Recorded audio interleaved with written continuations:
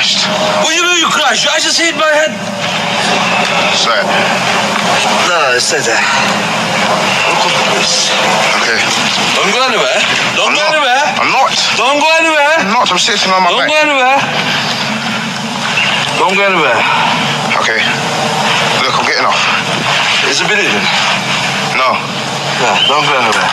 Okay, go on, get your phone. Are you fucking blind? You can't see me. I crashed. You crashed? How are you coming fast? Why you fucking coming fast? What is this fucking car? Why are you coming fast? I just hit you, hit me, and I just hit the car with my head. You understand what I'm saying?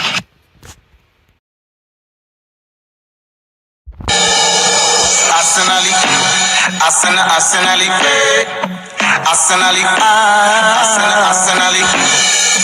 Million Muli, you are Arsenali, Kasabuli, you are Arsenali, Juvakali, you are Arsenali, Mohamed Ali, you are Arsenali, Roko Mandali, you are Arsenali, Atuwali, you are Arsenali, Van Pasu, Ifuwali, you are Arsenali. The plan we have this time is to win the league and carry the trophy home. You man, your fans, you better be prepared. You took command and now you have to pay. We could deal with you. Arsenali,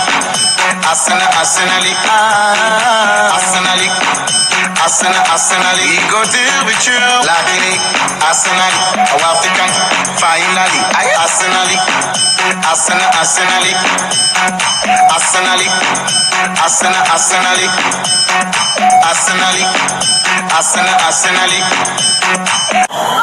Oh no, go ahead. I prefer to be second. Yes, get in there. Just what I wanted. Second. What can I get you, mate? Oh, nah, serve him first. I prefer being second. Oh, okay. After you. I'd rather be second. No, save him first. I'd rather be second.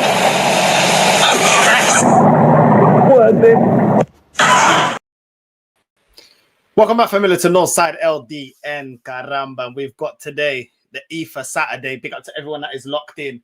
And we've got a couple of meltdowns before we let the panelists on. We've got a couple of meltdowns. We're going to get into the first one. Don Hussam. Man like Don Hussam, we have to see the meltdown. You know what I mean? We have to. We must. You know what I mean? Big up to everyone locked in. Let's run this before we get everybody that's waiting in the call. And let's run the clip. Let's go.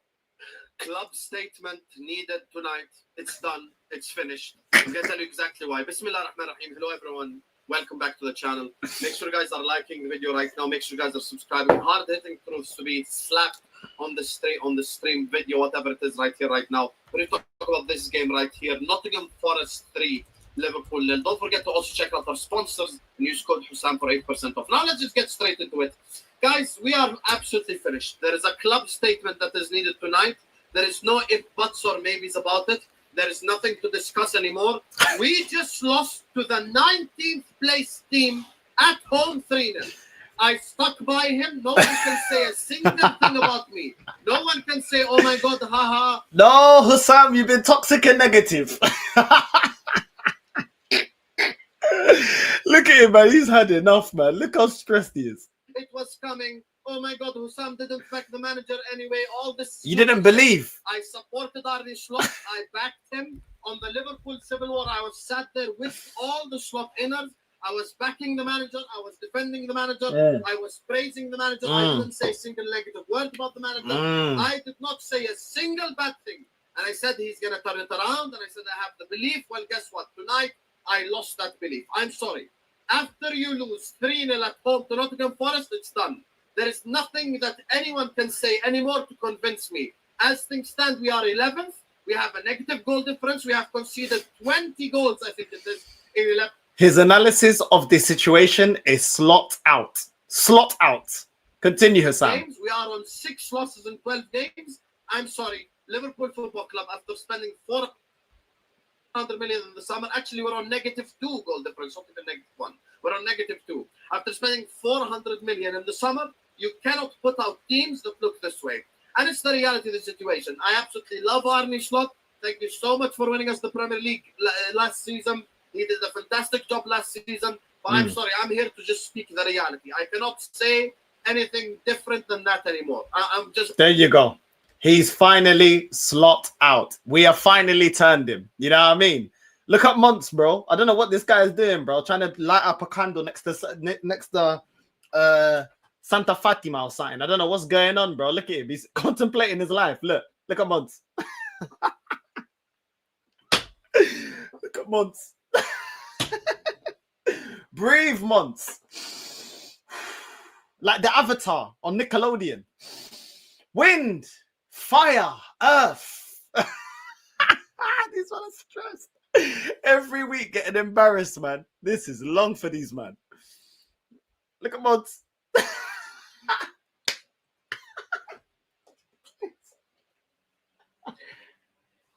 I've been practicing breathing techniques.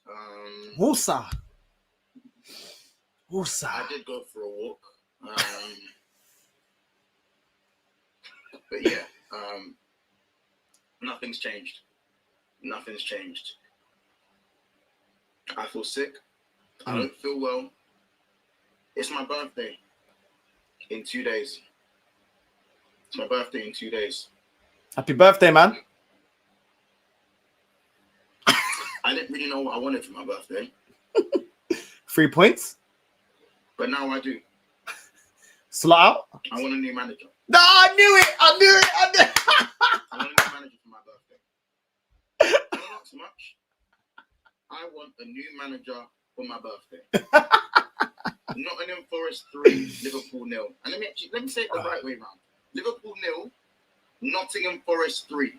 I repeat, 19th place, Nottingham Forest have just beaten Liverpool Football Club 3-0, and it should have been more. Ain't easy. It should have been more. And all thanks to who? Thanks to this buddy right here. I'm going to get into him in a second. No, let's go back to that clip. Man's got his manager doing the pound town. And it should have been more. It should have been more. And all thanks to who? Thanks to this buddy right here. Rotted. You know what I mean? Slot town, bro. Doing the pound town. Just left pound town. Right here. And we're going to get into him in a second. Oh, we love it. We love So it. without further ado, hit the like button, subscribe if you're new, and let's get into the game. Diabolical. Ladies and gentlemen. Yeah. Ladies and gentlemen. Yeah. Liverpool have now lost 8 games out of the last 11. We have lost 8 games out of our last 11. Ain't easy. And we've lost 5 games in our last 6 in the Premier League. Crystal Palace, Chelsea Football Club, who had no centre-backs, bare injuries, no Palmer, no Delat, not any of these guys. Rubbed Manchester United, by the way. The same ones that lost to Grimsby. In our own backyard, by the way. Crazy. Brentford, who employ a 35-year-old Jordan Henderson, who we let go of 3 years ago, by the way. 3-0 to Manchester City. Good side. But the absolute decimation, death by 1,000 cuts, by the way. And then straight after that, you get 2 weeks off. And then we play 19th place Nottingham Forest at home, only to lose 3-0 in our own backyard. Ain't easy. Sack this fraud by the end of the game week. Sack him today, sack him tonight, sack him last week. Sack him last week. What is going on? What is happening to my football club? It's mad. The right Liverpool fans are really telling me, bro, look, what you're concerned about Nottingham Forest at home? These men have only got like 8 points or something like that. 9 points in 19th place that month. How can you be scared of Nottingham Forest? I said, you man, be real. Be real. I said, you man, be real. No, let's be real for a second. Let's be real for a second. Yeah? We're coming up against Sean Dyche. Cold as Dyche. Kissing cold as Dyche. Sean Dyche. The brother who has a permanent cold. I imagine Sean Dyche putting the last nail in the coffin. That's He has mad. a permanent cold. You know Mad. how cold it is outside. Mad. This brother can't even catch a cold. Mad. Big up to Months, man. Big up to Months. Let's get the panelists on. You know what I'm saying? Where is it?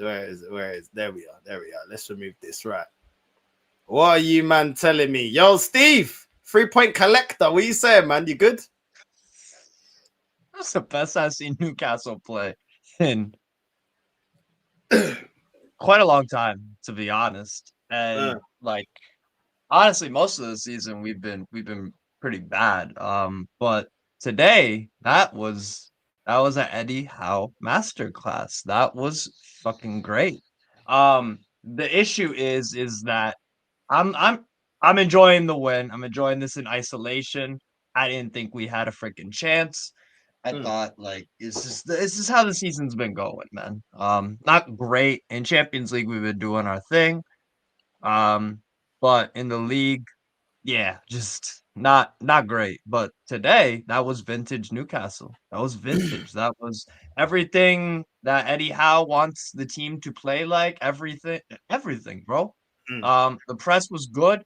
We were competitive throughout the entire game. We conceded chances, definitely conceded chances. But when you play Man City, you know, they're going to create chances against 99% of the teams they play, like 4, 5, 6. They could have had a lot of goals today, and their finishing was poor. But damn, like we took ours. That's just, that is. I mean, it's that you could say that's a Michael Owen quote, but we took our chances, bro. We took our chances, and we didn't put our heads down and give in when we conceded right after. We just went right back to doing our thing immediately. So the response after we conceded was the thing that I was the most happy with, because we've dropped a lot of points from winning positions. We dropped about, I think we've taken the lead about 9 times in games this year in the Premier League, or not 9 times. We dropped 9 points from winning positions. So scored first against West Ham, scored first against Brentford, and then we get slapped up 3-1 away. Too conservative and not battling hard enough, and tactically you get undone by those teams. But at home, big difference with Lewis Holland and Livermento. I thought they were top notch today. I thought Doku was a handful. Doku was a handful for Livermento, but more often than not, Livermento and Jacob Murphy as well. Jacob Murphy had to double up a lot on Doku as well to stifle him. And even then, Doku still created, I think, a few chances. So Yeah. Turkey had a chance that he created. So like there was some good-ish stuff from City, but we had them where we wanted them the entire game. A low-scoring, competitive, kind of back and forth game. And yeah, we turned up, bro. I was thrilled, honestly. Absolutely thrilled. Malik Chow was great. Malik Chow was great today for the most part. That 1v1 where he just nicks the ball off Haaland. I think that was, I mean, the goals came so fast. I don't know if we were leading at that point or drawing, but that challenge right there where he just slides it away from Foden, clean as a whistle. Or not Foden, Haaland. It was excellent, bro. That was vintage Newcastle Eddie Howe performance at home against a big team. Barnes took the goals really, really well, and he had some good moments before that, but it just didn't quite click. But took the goal extremely well. I mean, the first goal that we scored, quick, incisive, everybody makes up their mind, boom, boom, boom. The move happened in about 3-4 seconds. I mean, the freaking back heel from Barnes to get to Guimaraes, and then Guimaraes finds Barnes, snapshot right away. And Donnarumma was on smoke the whole night as well. He had good saves, but he placed that shot so fucking well. for the second one or for the first one. And the second one, we just pounce on a moment of complete confusion from the defense. And then Barnes just gets it into empty nets. So I'm freaking thrilled. And Newcastle fans, we say this a lot. Oh, this win, now we got to kick on from here. We got to kick on from here. We got to kick on from here. If we can't kick on from here, then when are we going to kick on and get to a higher league position? So if this is going to be the turning point in our season to get top 4 or go far in Carabao Cup, which I have more belief that we can go far in Carabao Cup and stuff like that. Maybe see what we can do in Champions League. Nothing crazy, but yeah, if we're gonna be more consistent, then this has to be the kicking point from now on. So hugely just thrilled with the team. Absolutely thrilled with the team and the manager as well. Everybody played their part. I don't think anybody had a real poor showing tonight. And we had to play like that if we wanted to beat City. We had to turn up like that, and you get a bit lucky here and there. Pope made a really good save on Haaland, so there was a lot, man. There's a lot that happened in this fucking game, but I'm happy, man. I'm happy, but I don't know yet if I'm gonna say, oh yeah, this is gonna mean we're gonna turning, because like I said, we've had turning point wins in the season. So yeah, I'm thrilled, man. That, man. I think you guys could have won the game by a lot more as well. The goal that was disallowed. The opportunities from your striker as well. I think he was a little bit wasteful. Donnarumma came up with 2 real good saves. Really good saves as well. You can criticize Voltemata for the finishes, but that is a Donnarumma different keeper in there. He gets one of them. Yeah. He gets down so well for such a big guy. Honestly, it's insane. So and actually they did a good job. They did one thing I will say. You can criticize Man City. I'm sure we fucking will, because there was a lot wrong with them today. But they kept Voltemata out of the game for the most part, to be honest. And that is a big part about how you stop our attack. Is you need to cut off Voltemata, because then he can't hold the ball up and get it out to one of the either flying fullbacks or one of the wingers to get crosses in. So, but yeah, Lewis Hall, Livramento, Chow, Barnes, Tonali, Guimaraes, Joelinton, Cher has some good blocks in there, some good passing. So everybody did their thing today. Everyone did their thing. Yeah. I think it was a top performance. Paul, you see how different we play. You see how much more dynamic and quick and the technical level of the team goes up when you have Livramento Hall compared to Burn Trippier. Yeah. That's why when people say, "Oh, the experience is so important," Lewis Hall and Livramento don't have as many games played as Burn and Trippier. But look at what their quality is. No, I rate Lewis Hall, man. I think he's a good player, man. Yeah. I think he was really fantastic. He was fantastic today, and Livramento too. Livramento just the pace, passing, always offer something on the overlap. Yeah, they were both sensational. So no, I hear that, man. I hear that. I think much deserved by Newcastle. Even the way you press them, your counter attacks as well. You always allow them to commit players forward, and then Murphy all the time whipping in crosses. Barnes as well, getting into good areas as well, and Bruno as well linking up with Barnes, really good. Like the way you guys played, the way you pressed, and the way you just sat back as well and just gave them no space in behind to play.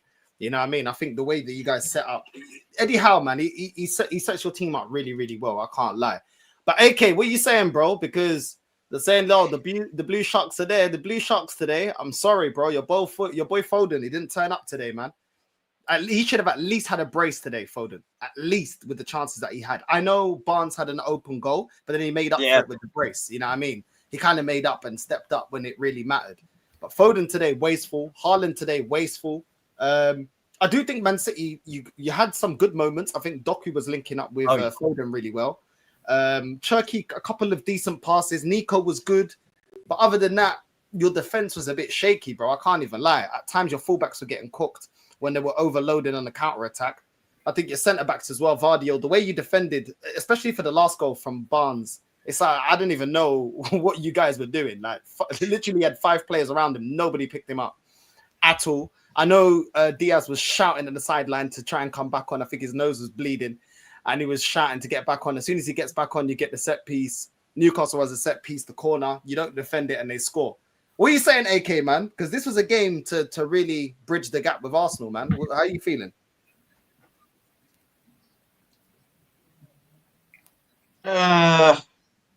Where do I even start with this? I mean,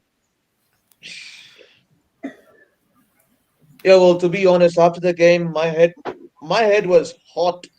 Like literally, this was a game where it was an opportunity to bridge the gap between you, to bridge the gap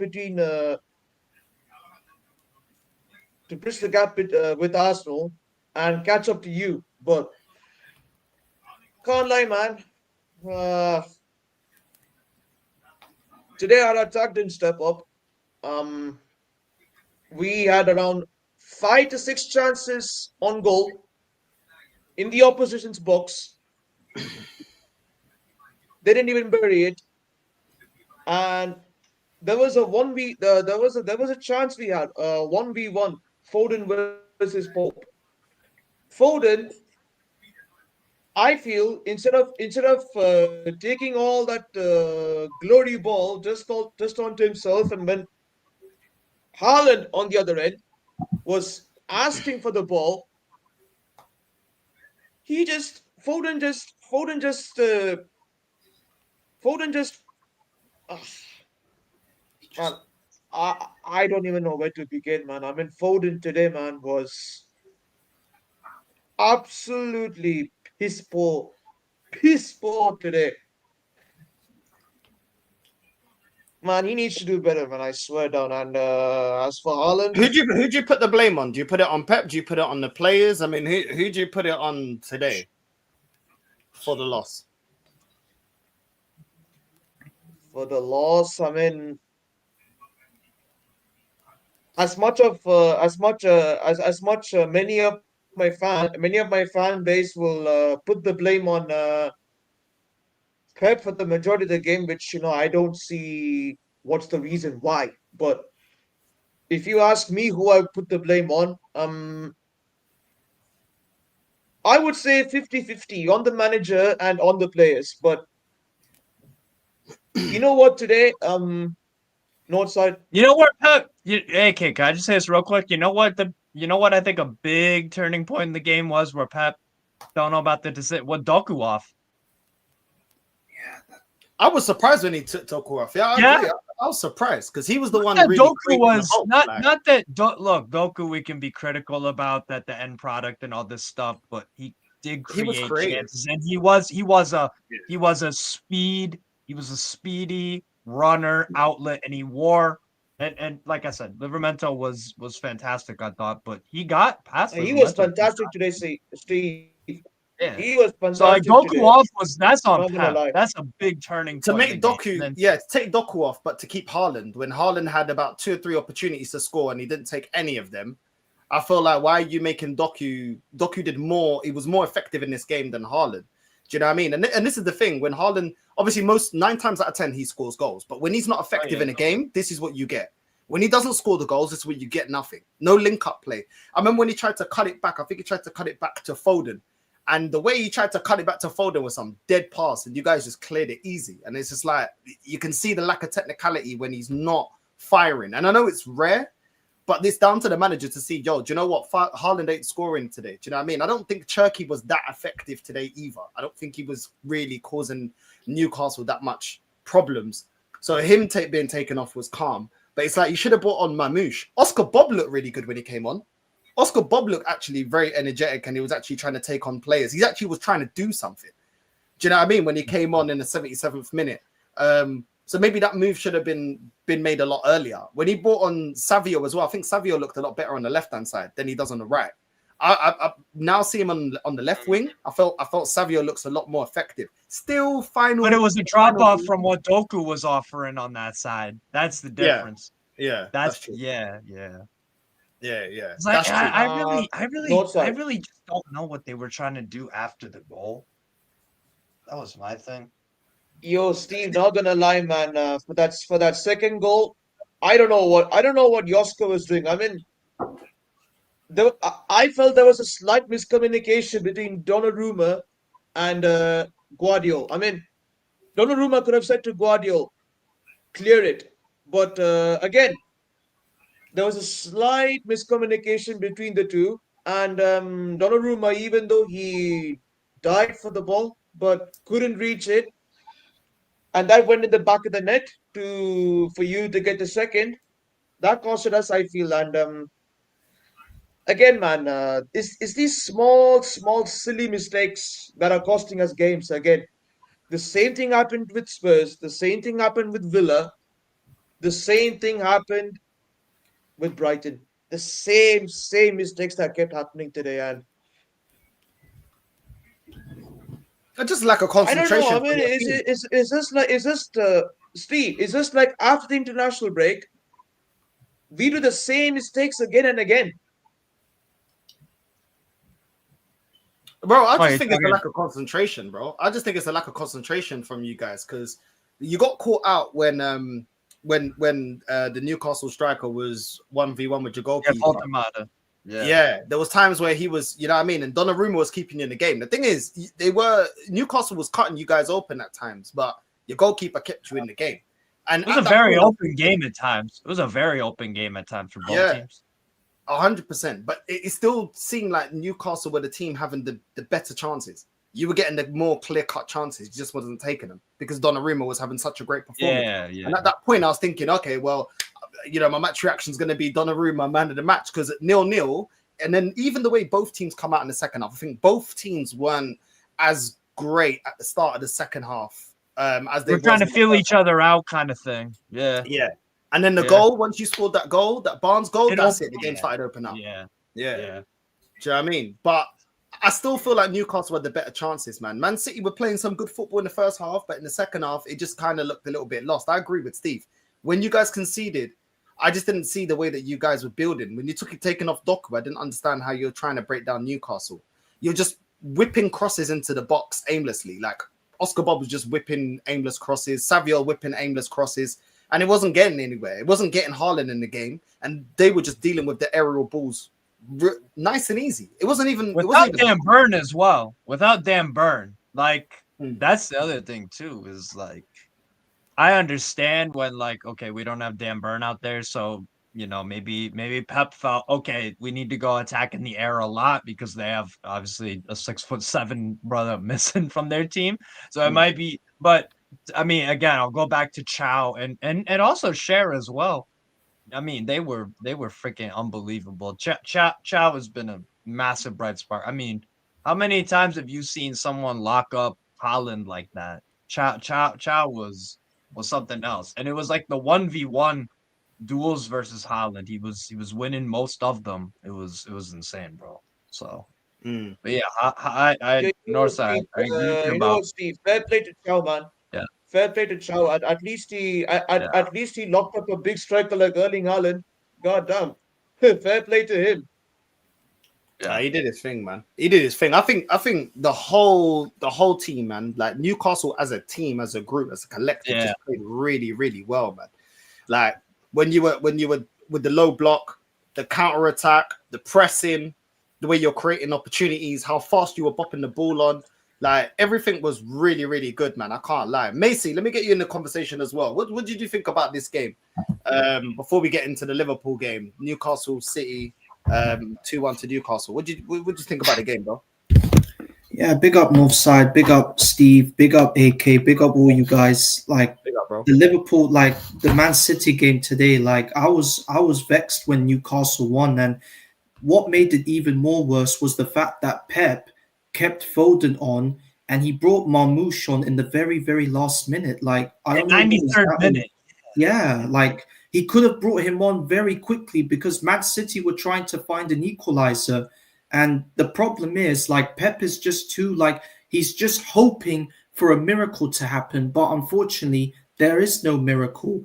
And the only Man City player that was performing very well for the team was Ruben Diaz.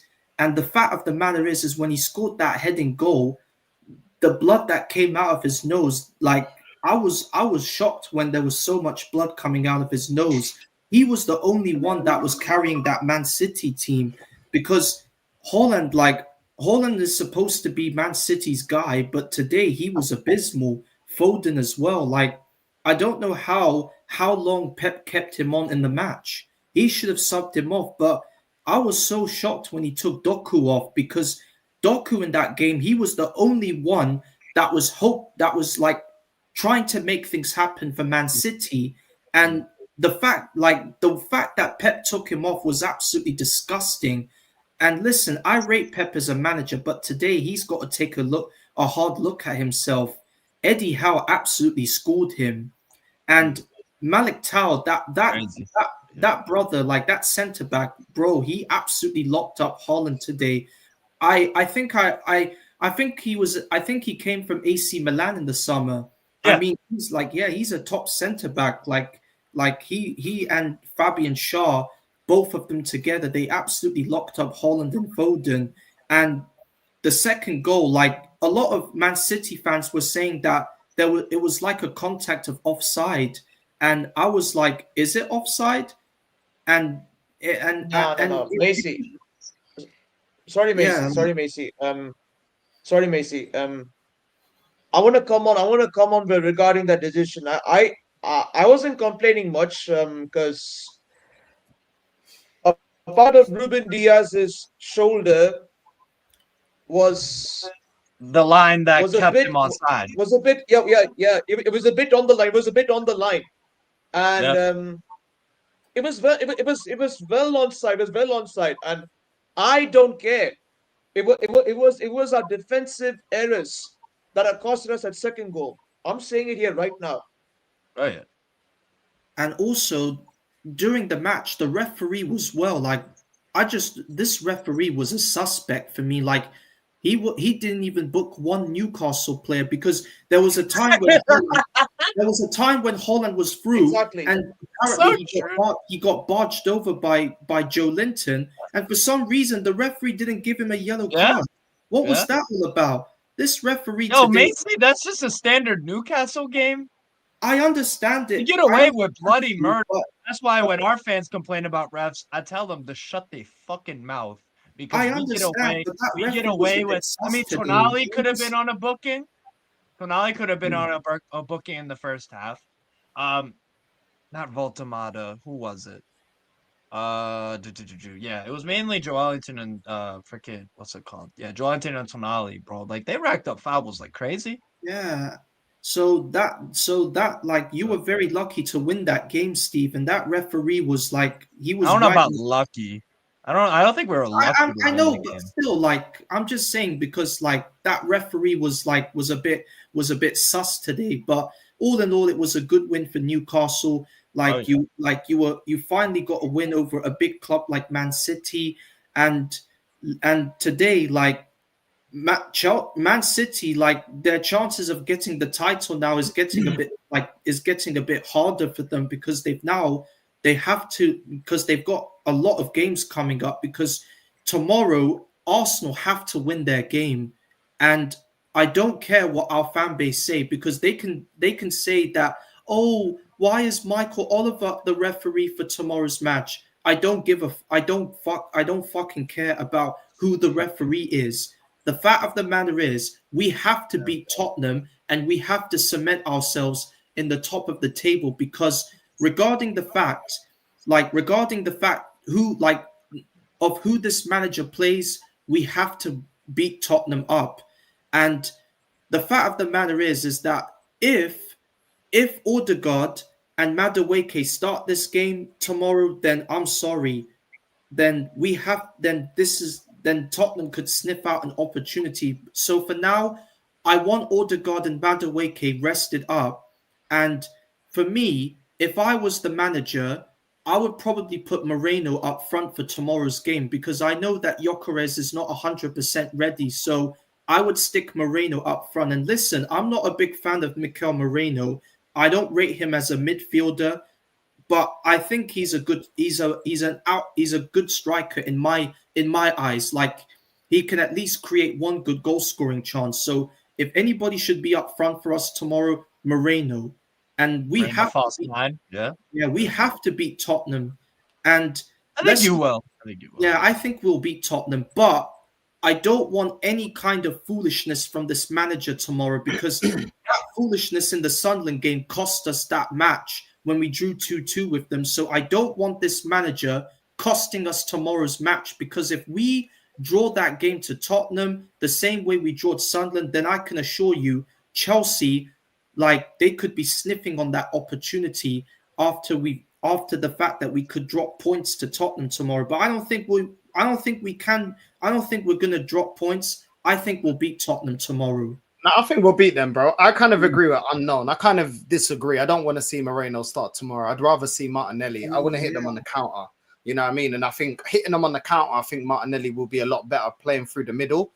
And then bring on Moreno in the 70th minute. If he's not having a good game, bring on Moreno. Normally, Moreno comes off the bench and then impacts the game. So if Martinelli is available, then I'd start Martinelli. Look, at the end of the day, yeah, as you know, for all of us that are Arsenal fans, we can't be asking for any more. City drop points, Liverpool drop points. You know what I mean? None of us really drop feel points. like, They outright lost. But this is what I mean. Like, we've been getting a lot of results going our way. Do you know what I mean? And at the same time, we still got to go out there and do what we need to do. Obviously, Chelsea beat Burnley, but all due respect with Chelsea, come on, let's just be honest. I don't think that your defense is good enough to uphold a real title challenge on a consistent basis throughout the whole season. I don't think your defense is good enough. Unless they buy actual quality and they click right away in January. Yeah, do you know what I mean? When I've asked like Carefree Lewis, he's told me that it's not concrete that they're going to buy a centre back or a goalkeeper in January, which is crazy. Yeah. So if that is to be believed, then I don't really see you guys upholding. I think Chelsea got a good midfield.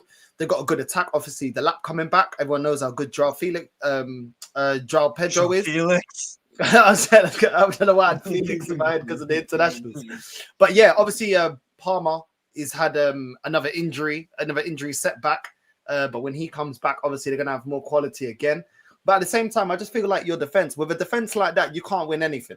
In my opinion, you can't win anything with a defense like that. I'm sorry. I like Cucurella. I rate Reece James, but your centre backs I don't rate, and your goalkeeper I don't rate. So I don't really put Chelsea in there. And it's still very early in the season. Nothing's set. Just because Arsenal's top doesn't mean that we're going to finish top. Just because Chelsea are second at the moment doesn't mean they're going to finish that way. But at the same time, I just feel like Man City, I'm still not writing them off.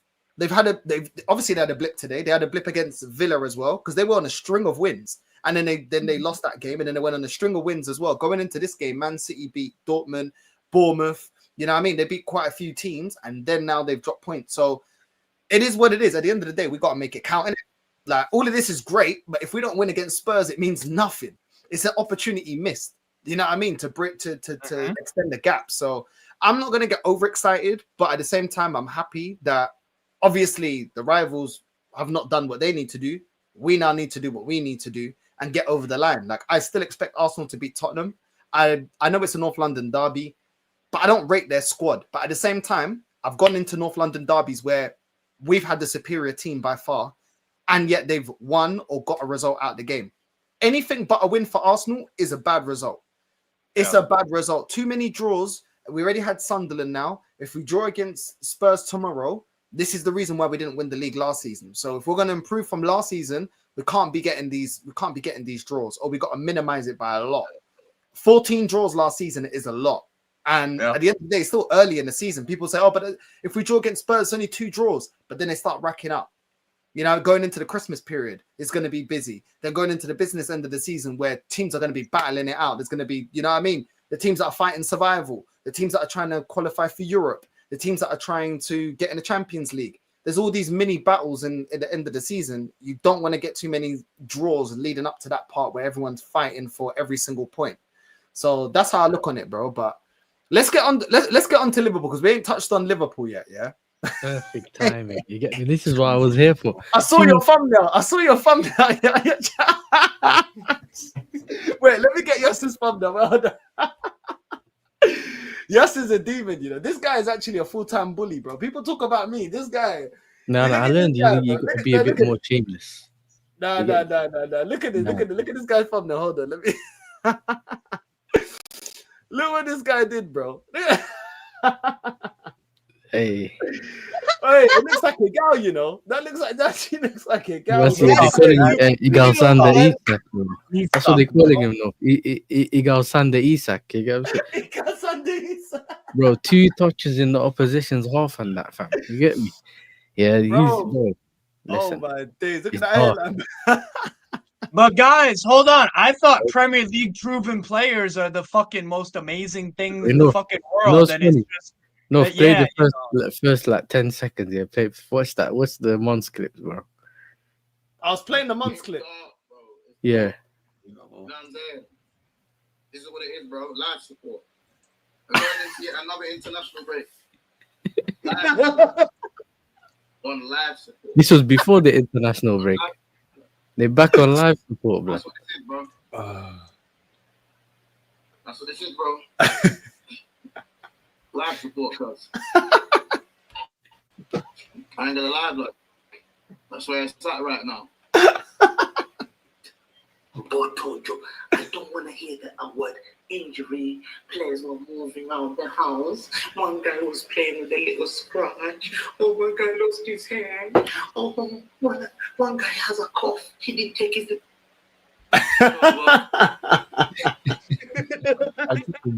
Bro, this is all Pam's fault, fam. If you didn't disrespect, man, you know what I'm saying? That's why you wouldn't got. That's what I'm saying, man. That's what I'm saying.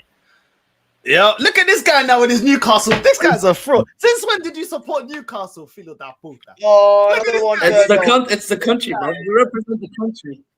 سارعي المجد العليا مجد لخالق السماء. Come on, bro. It's the national anthem. We represent the country, bro. The Mamlaka.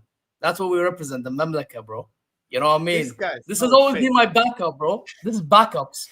I can't lie. You know there is no fear. If my Mikel Marino to the Jokeres, you know?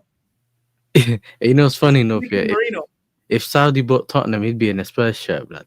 Yeah, true. Actually, I'm not gonna lie. That's true. Yeah, I'm not gonna lie.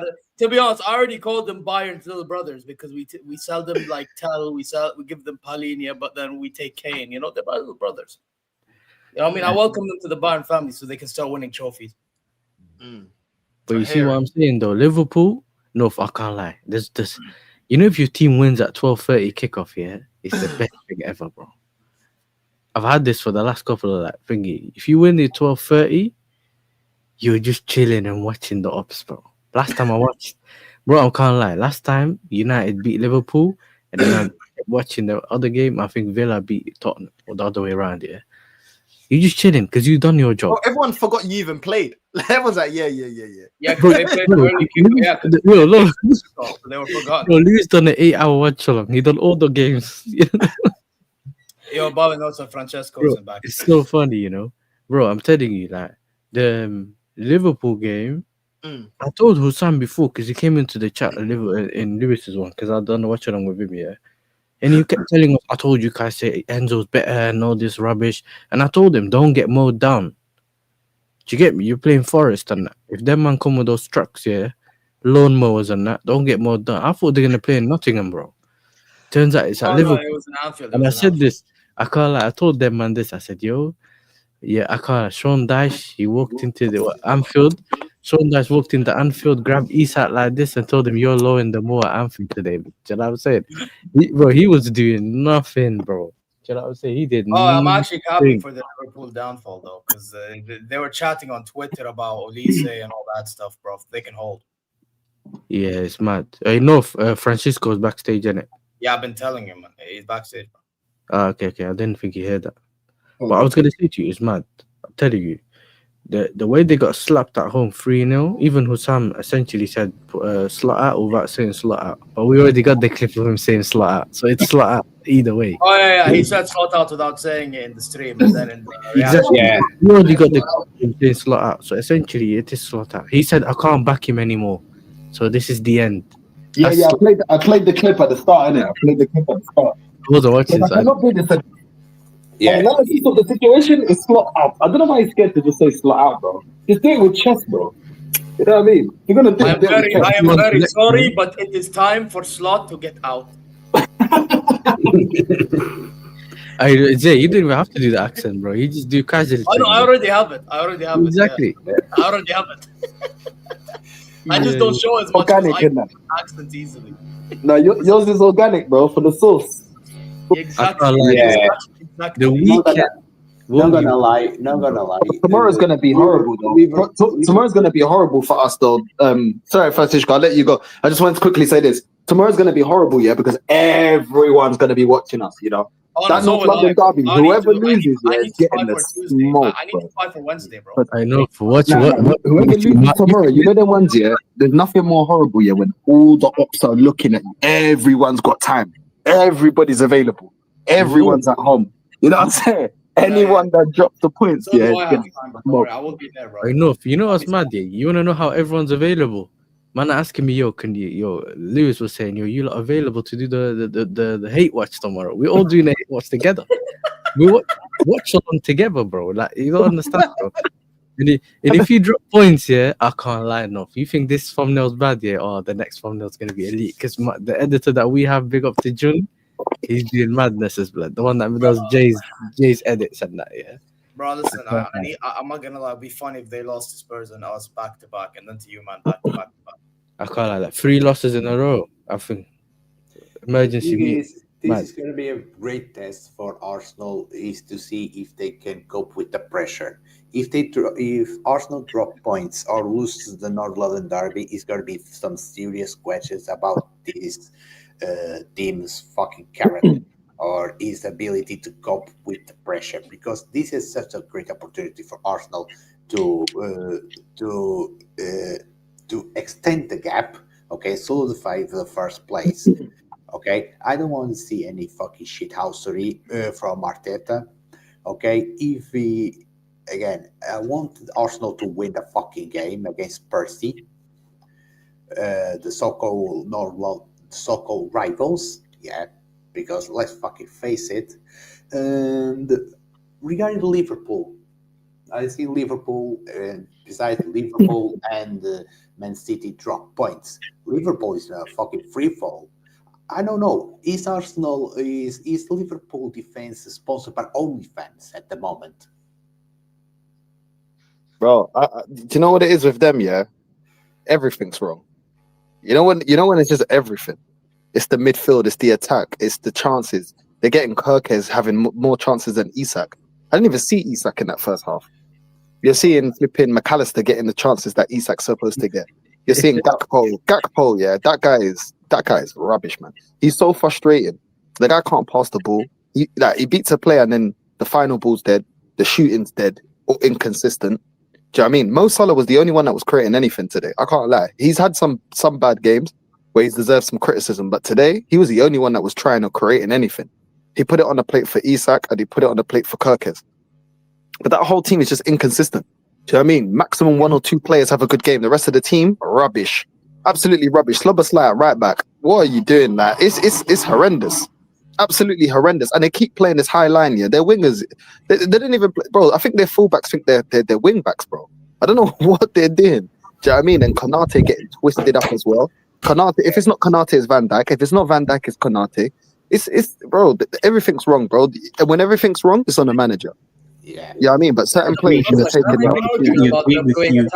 Can I make an argument about them being attacking though? Because we're acting like they never done this with Klopp, yet they was still somehow worked at some point. Yeah, I think it's not they're not aggressive enough. Yeah, the problem with Liverpool is that it's just Slot wants to try a different kind of formation, and when that doesn't work, he can't He's right. Yeah, and I think this is I think Slot is just, this is too much for him. He needs to be I'm happy that he gave Liverpool the Premier League title last season, and I commemorate him for that. But I think this job is too big for him. So I think now he has to be a man and walk out of Liverpool with his head held high, because this job is way too hard for him, because I can't believe Liverpool 3-0 loss to Nottingham Forest. And no disrespect to Forest, they're 19th in the table, and the way they absolutely and their defenders like Murillo and Scavana, absolutely outjumped Van Dijk and Konate in those two corner goals, and I was so surprised that Forest put 3 past Liverpool at their own ground. That was a amazing, big, upsetting win for Sean Dyche and his men. And what Mont said in his fan camp, Sean Dyche looking like Stone Cold Steve Austin with the bald hair and stuff. Like he absolutely schooled up Arnie Slot today. You know what? In Monster's fan camp, when he was like talking about the Liverpool Forest game, he called Sean Dyche the Stone Cold Steve Austin with the bald hair. So I don't even think they were amazing. I don't even think Forest were amazing, bro. I just think they were effective. Do you know what I'm saying? I don't even think they were amazing.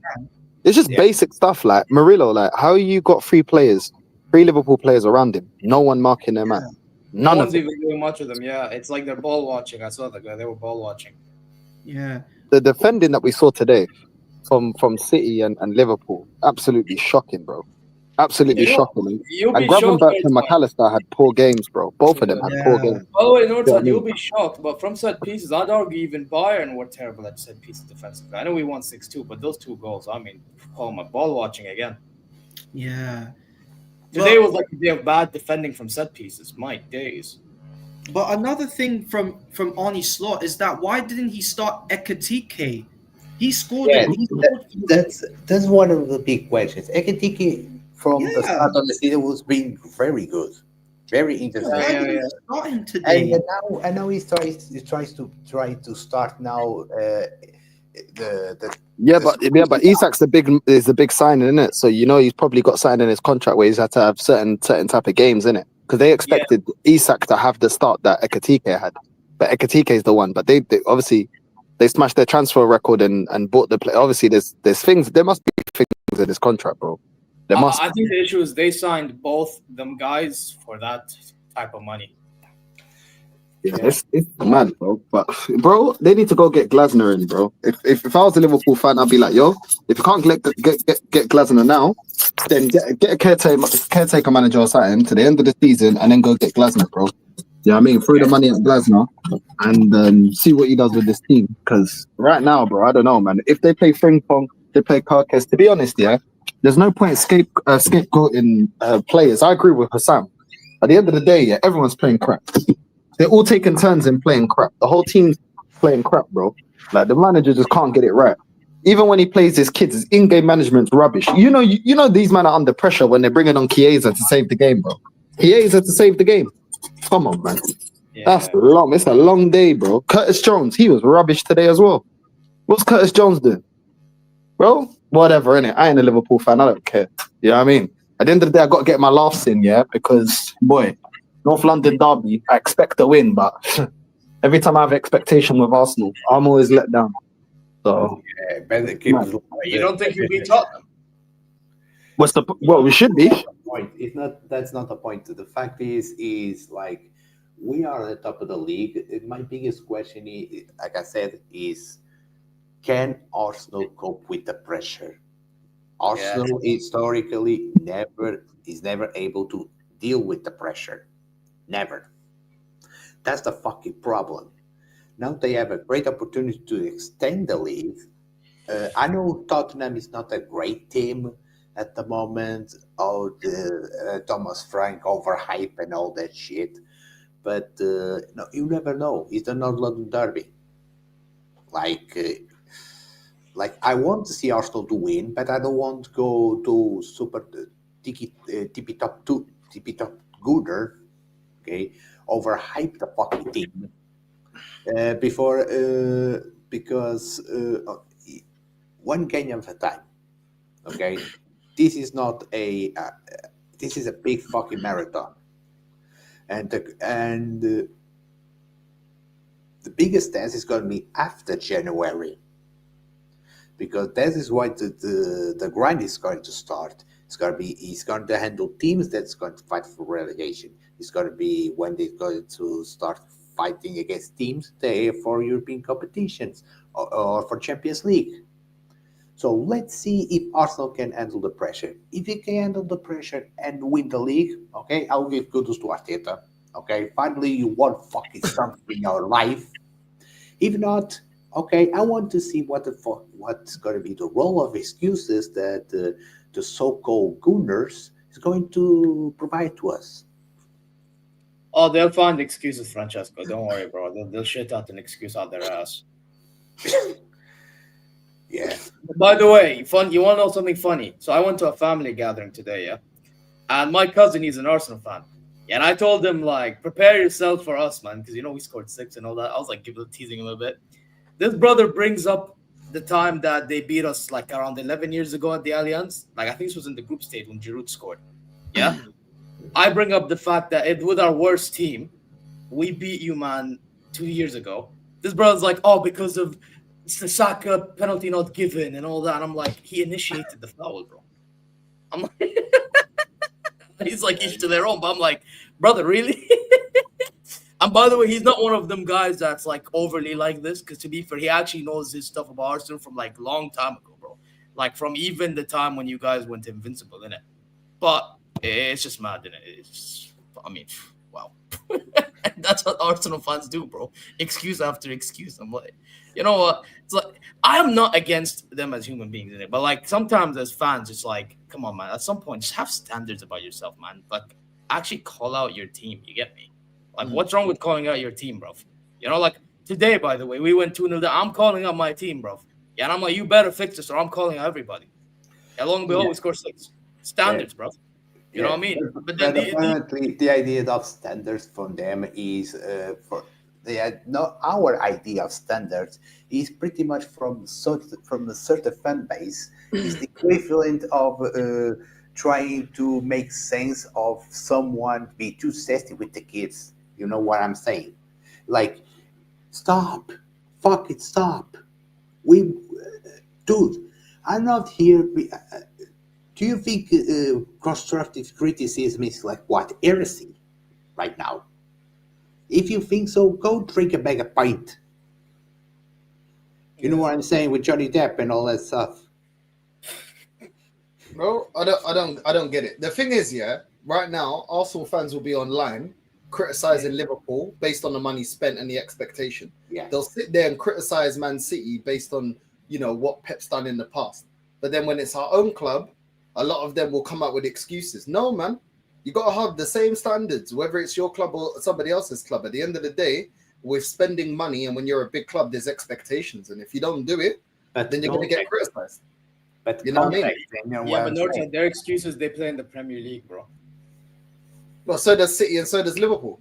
I know. I'm just telling you their standards, bro. I'm telling you what I'm being told every single time as in a Bayern fan perspective. Yeah, you know? Bro, there's no excuse, bro. This is all lined up perfectly. This weekend has already been lined up perfectly for us to capitalize. We must capitalize against a Spurs team as well that's been so inconsistent this season. I know people keep saying about their away record, yeah? But, bro, you don't just play away games, innit? What about your home games? What about your form in the cups? You know what I mean? They've not been great. And even Spurs fans have been quite divided this season, very early on, frank in, frank out, based on the inconsistencies in their performances against Brightons and Wolves and Bodo Glimt and Man United as well. You know, if Man United can get a result against them, we have no reason not to beat them. We've got a better squad, and we're supposed to be going for the league. So listen, I'm happy as a rival. I'm happy to see Liverpool continue capitulating, to see Man City not be consistent. I still got one eye on Man City, but at the same time, it is ours to lose at this point in time. In this point in time, it's ours to lose. We're in a better position. We've been the more consistent team. It's ours to lose, but we got to get over the line. We got to keep winning, and we got some really tough games. You know what I mean? Spurs. That Bayern game is going to take a lot out of us going into the Chelsea game. Mm-hmm. Do you know what I mean? Even if we get a result, it's going to take a lot out of us because Bayern are in very, very good form. So we need to continue. And then there's a lot of games coming thick and fast. So, bro, I can't even lie. It is what it is. It's great seeing what the rivals do, but it's even better when your team does what they need to do. Whether the rivals win, draw, lose, as long as we keep picking up the 3 points, that's all we can control, what we can do. and that's all. And that's all we need to do. You know what I mean? Kawaja, what are you saying, bro? I'll let you get in the conversation, bro. What's your thoughts today with City and Liverpool dropping points? First of all, big up to the panel as always. Smash the likes as you enter, people. I just feel as though the fact that with City, I just feel like Newcastle were very fortunate with the win. I feel like in the first half with Foden, I think it was a Stonewall penalty.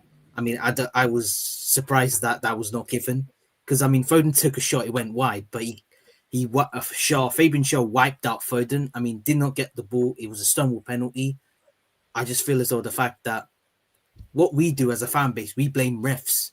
Yet other teams get these bad decisions, Yeah. but it's not, nobody cares. It's now everyone's now looking at this going, Michael Oliver's the referee, Stuart Atwell VAR. They're thinking, oh, Michael Oliver's going to favour the Spursy and all this stuff. I'm like, I don't care.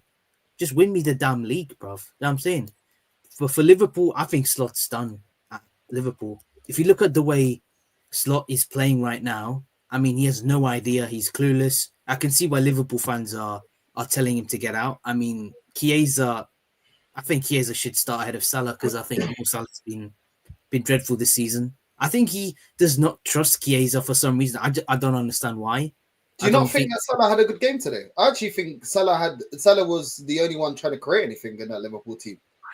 I know, but it's just the fact that I just feel as though Chiesa needs to start. Give him some confidence. It's just the fact that if Salah keeps playing week in, week out and produces stinker after stinker, it's just not going to help. I mean, Chiesa just sat on the bench.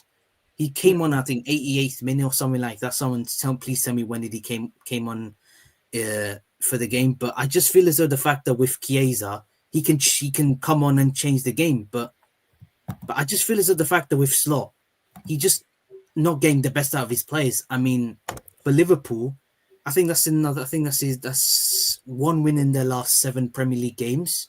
I never expected Liverpool to be like this, but for me, I just feel as though the fact that Slot is finished, and for Man City, well, wasn't their day.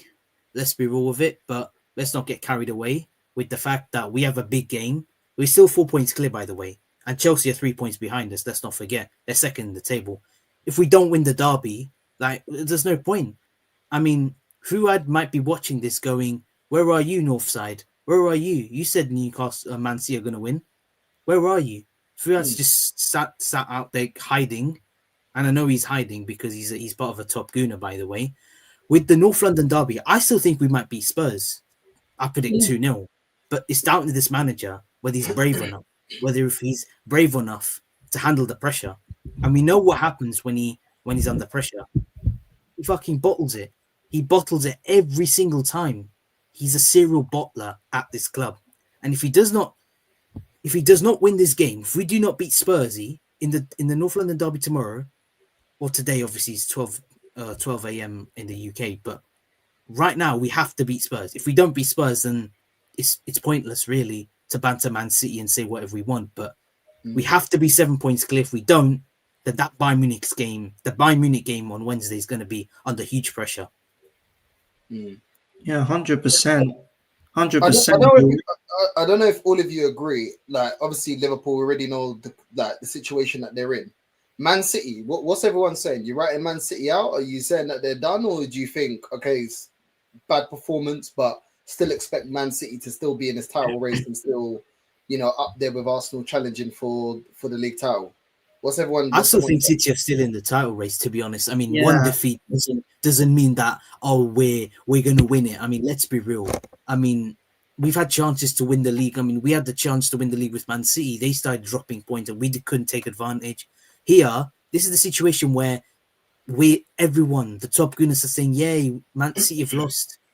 Let's win." Like, calm down. It's only November.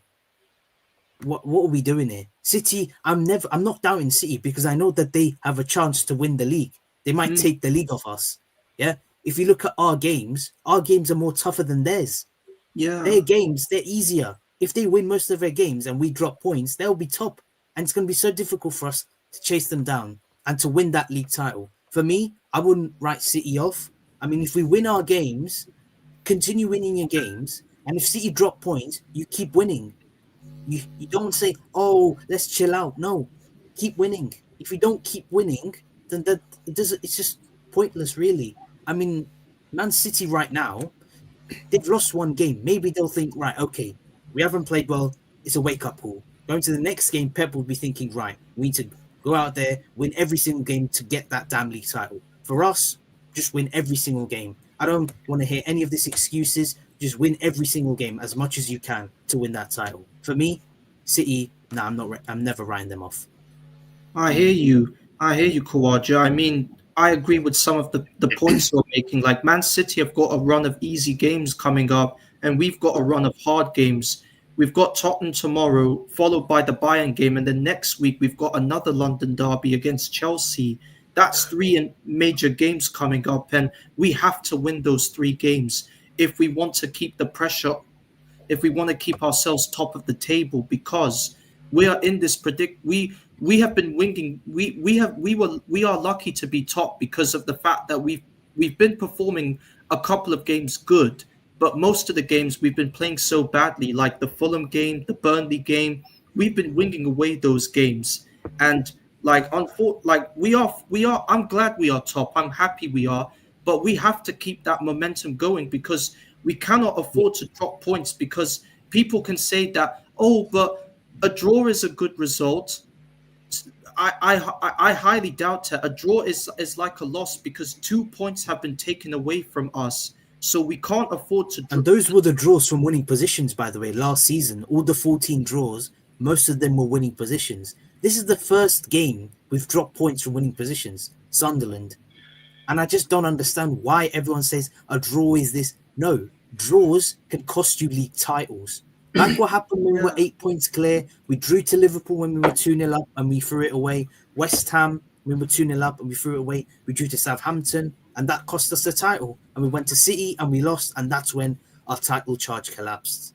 And these draws can affect your title race. It can. If you drop points right now, when it comes to May, it'll be difficult. And you'll be realizing, yeah, those drop points, those games we drew cost us the title. That's just the reality, folks. It's true. It's true. I think a lot of people look at it while the season's on and say, "No, we can bounce back. We can bounce back." But then you look at it differently at the end of the season, and you go, "That's where the points were dropped." I agree, bro. I agree. I think, especially with the volume of games as well, and the fact that this manager Arteta loves to play his favourites, that's going to go against us. We do have a squad that we can rotate, but he doesn't rotate enough. You know what I mean? Even against like teams like Port Vale and Slavia Prague, he's still playing a lot of starters that didn't need to play in that. Obviously, the further you go into competitions, the harder the opposition you're going to get. And then he's going to be playing a lot more of those starters because he doesn't really trust. If you don't trust your bench to overhaul the whole squad against Port Vale and Slavia Prague's and Olympiacos, you're not going to have that confidence going up against Inter Milan's or, you know what I mean, teams like Bayern and stuff like that. You're not going to use your bench in it because you don't trust them against inferior opposition. So I think that's the thing that works against us. But I agree with you, Kwaja, man. I feel like it's one game. Yeah, obviously it's a setback for City, but we know that they can go on mad runs. And even though people keep saying it's not the Man City of old, they're still going on 4, 5, 6 game stretches of winning games. Like people are not seeing that. Like before they lost to Villa, they were winning game after game after game after game after game, and then they dropped points, and then they started winning game after game after game, and now they drop points. Do you know what I mean? So this is the thing. Like they go on these runs of winning games and going under the radar because people are like, oh, look at their position, but they're picking up points. There's a reason why they're still in and about where we're at. You know what I mean? We need, that's what we need to keep doing. We just need to keep going on these runs and looking at their games. I agree, man. Like the one I'm looking at is probably Palace and Sunderland. That's going to be a tough game. Like they got by Leverkusen Champions League. Leeds, I expect them to win. Fulham, I expect them to win. Sunderland, if they play the way they played against us, that's going to be difficult. They could potentially drop points or lose that. Crystal Palace, tough game. That's a very, very tough game. You know what I mean? Yep. Brentford, they're decent, but I expect them to still be. That's in the cup, to be fair. West Ham, you expect them to win, and then Forest. The thing is with Forest, like you've seen today, you give them half a chance and they can be deadly. So it's very tricky games, but there's a lot of games in there that you go, City should be winning that. But I don't know, man. I don't know. It's difficult with this manager. Like, it's difficult to really go all in and say, yeah. You know, we should go on and win, because I don't trust his lineups. I don't trust his man management. Even the fact that he's rushing certain players back, saying in a press conference that, we're trying to get players back, or we're going to see tomorrow what if we can get back Martinelli's and Odegaard's and Madueke's and that. We're going to. That's a conversation of a manager trying to rush players back, bro. If a player's out, player's out. You don't need to be seeing next day if they're going to be available. Like, I don't know, man. I think we're going to get a lot more injuries this season. Even the fact that he said that Calafiori was holding a knock as well. Like, not saying that injuries are an excuse, but at the same time, I feel like he's going to get a lot of our key players injured this season due to rushing them back and playing them into the ground. The same way he's done with Gabriel, and the same way he keeps doing with Declan Rice and Timber. I feel like those two there are two players that I'm looking at thinking, look at the amount of games that Rice and Timber have had this season. And even in cup games where he's still subbing them on and bringing them on when they should be resting. It's a concern, bro. It just doesn't make sense. It just doesn't make sense when you say you have squad depth and you say you have injury excuses. You make shit up like saying you have squad depth. If you have squad depth, why are you complaining about injuries? Why can we not just put in Cappy instead of Gabriel? Sorted. But they'll make it up saying, that Carlo Ancelotti was the reason why Gabriel got injured. The international friendlies are the reason why some of our players got injured. Well, it's not. It's down to the manager. If your manager doesn't rotate, then that makes no sense. They're like saying, I saw Rory saying it's down to the international friendlies and the way. Well, in the World, I mean, let's be real. The friendlies are there because the World Cup's coming up and you have to prepare. If you don't prepare, then what's the point then? Then you might as well just get knocked out of the World Cup early. You know what I'm saying? It's funny it brings all these excuses of the injuries up. Come on, you said like there's so much depth, especially defense. We have so many fucking defenders. Yeah, exactly. And now because Gabriel got injured, is unfortunate. It happens. It's internet. It's right? Football, exactly. It's football, for fuck's sake. Yeah, exactly. Like you don't have any defenders. Like all of a sudden, you have like Mosquera, you have Inkepi. Like, come on. Yeah, I mean, for me, this injuries argument is perhaps a way to perhaps justify a manager lack of man management. Then why are we not talking about transfer window then? I mean, if we didn't get the players we want, why are we not talking about that then? I mean, the squad is still not good enough. I mean, people say that the squad is good, but let's be real. We still need to prove in our attack. We don't have a left winger. We don't even have a right winger. We bought in a scrub, Madueke. The guy has no end product. I mean, you could have gone and got Mbeumo from Man United. I mean, Brentford rejected the first bid. Hey, you can't call Madueke a scrub still, because Rashid might pop up. Do you know what I mean? The problem is, is that we keep buying all your rejects, and it's just... Okay, matey, we know, man. You're going to keep saying the Chelsea rejects thing. Allow me today, bro. I won. Yes, sir. You know how much I despise some of your Chelsea rejects. Let's keep it there. But still... in general, though, like, with the whole Gabriel thing, let me be honest, and the Saka thing before, you can't... You know, essentially what's happening is the player's been run down to the ground. And then he goes international break, gets injured, but then they blame the international break because that's where he got injured. Why is the manager not managing him in the first place? Does that make sense? Let me give you an example. Reece James today, he got taken off at 45 minutes. I know it's Reece James, and I know that he's not fully always. You get it. You have to manage him in general, but because he wants to play him against Barca, he took him off time, bro. Yeah. Do you get it? So I know it's Burnley also, so you can get away with taking someone off at halftime. But I'm saying you have to sometimes manage him when you have full control of managing that player, and then you protect yourself in case the player goes out on international break. You then get like a better chance of him when he's coming back. He's fit in it. Do you get what I'm saying?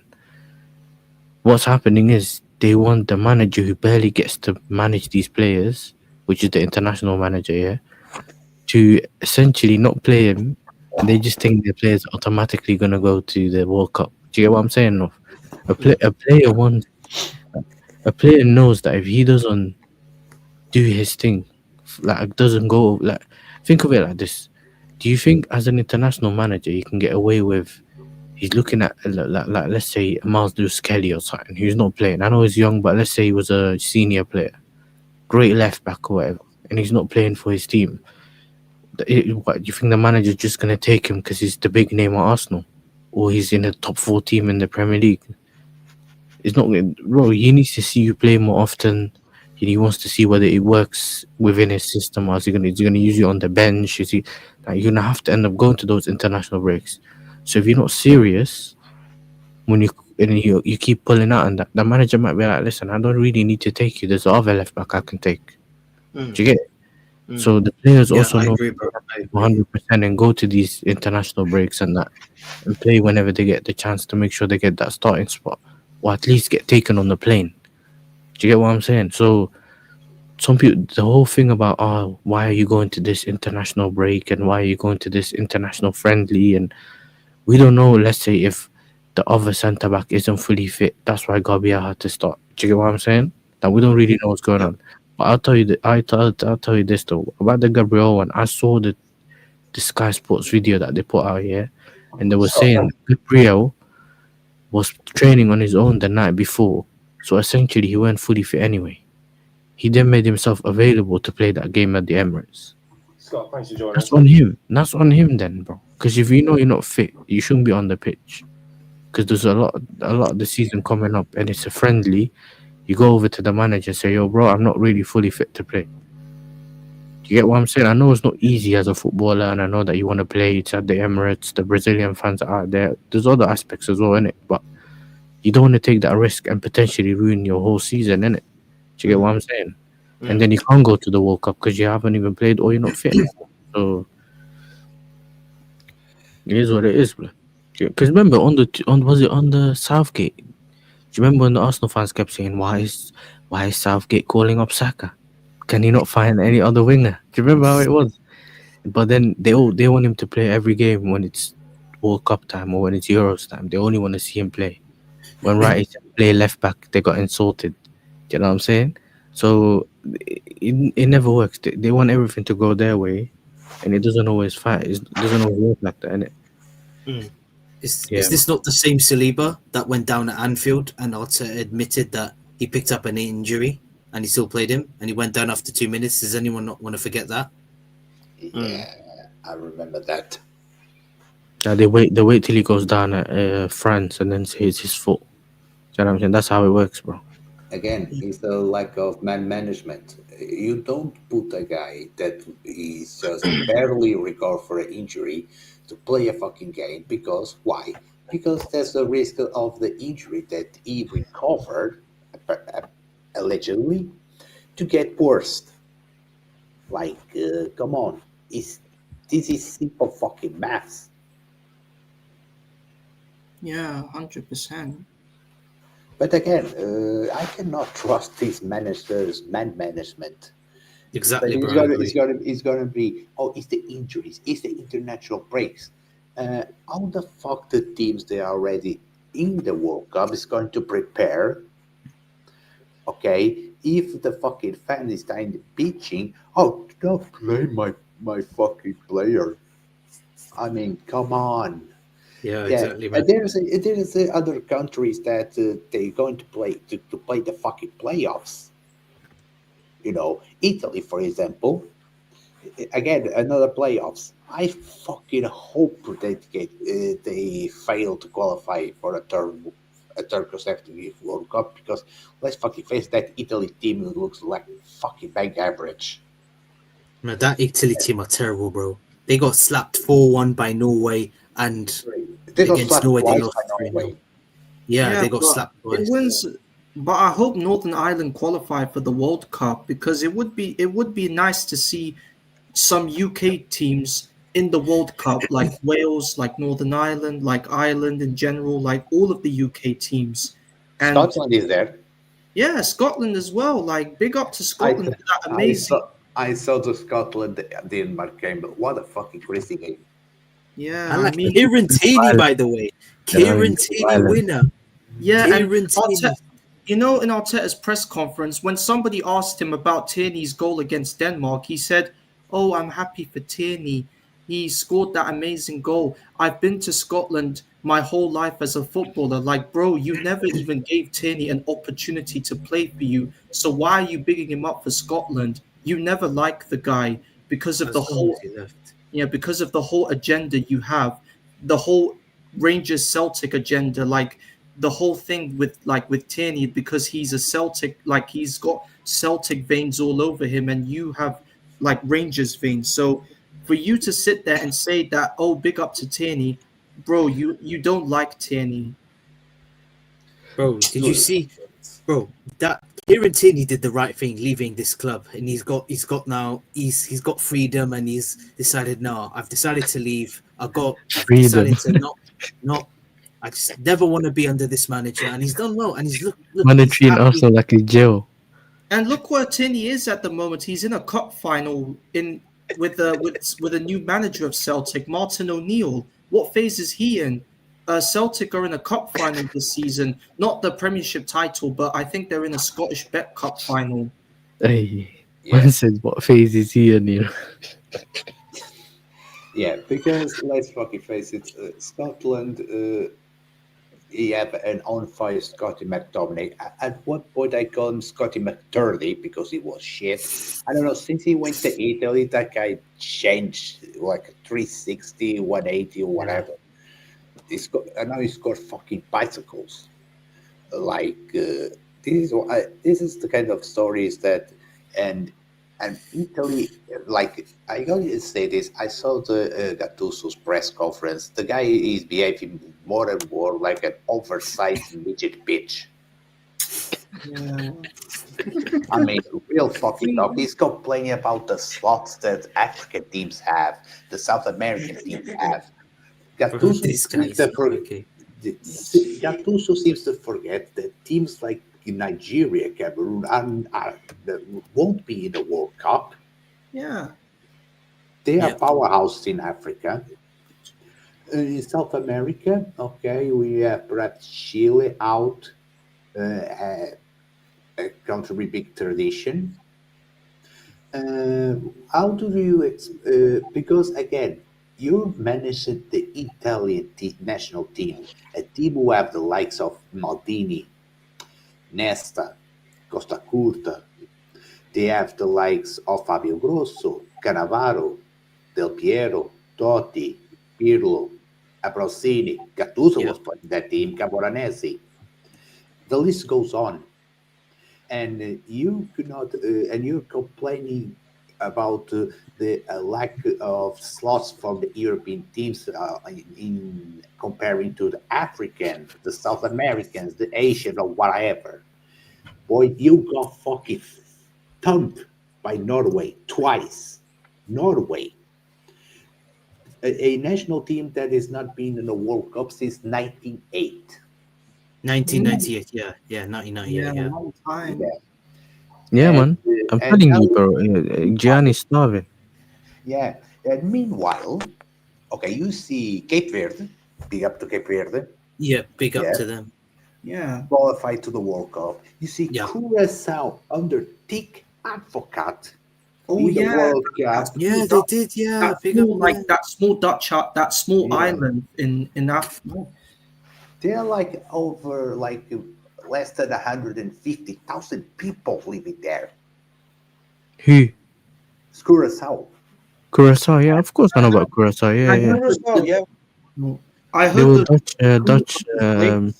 for Curacao. The two Bacuna brothers, Leandro and Juninho Bacuna. Yeah. No, but they Dutch colony, innit? Them and the Netherlands Antilles. They were. Yeah. They are under Dutch. Yeah. They are pretty much Dutch.